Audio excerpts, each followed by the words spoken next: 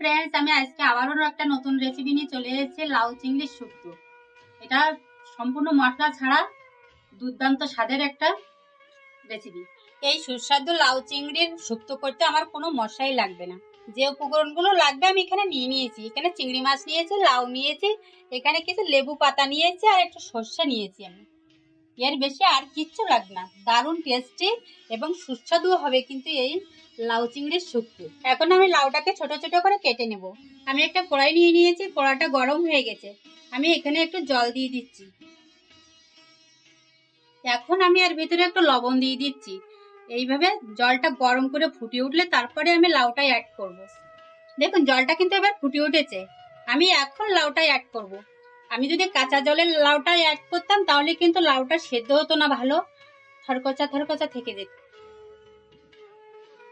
এখন আমি ঢাকা দিয়ে এটাকে বয়েল করে নেব। দেখুন আমি এটা 5 মিনিট বয়েল করেছি, আমার কিন্তু বয়েলটা হয়ে গেছে। এখন আমি এখানে একটু হলুদ অ্যাড করব।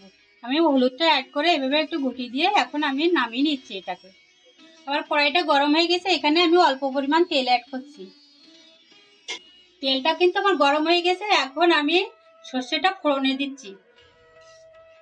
সর্ষেটা ফোড়নে দিয়ে এটাকে ঢাকা দিয়ে দেবো, না ছিটাফোঁটা আমার গায়ে চলে আসবে। এখন আমি লেবু পাতাটা ফোড়নে দেবো, দিয়ে আবার ঢাকা দেবো। এখন আমি আগলা করে এটার মধ্যে দিয়ে দেবো চিংড়ি মাছগুলো।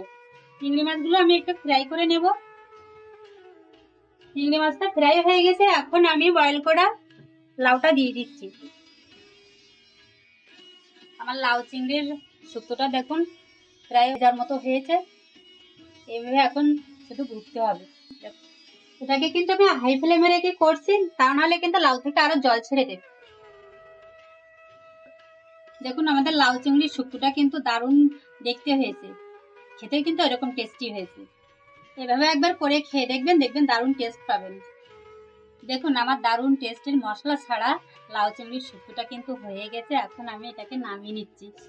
আমাদের লাউ চিংড়ির শুক্তোটা একদম রেডি।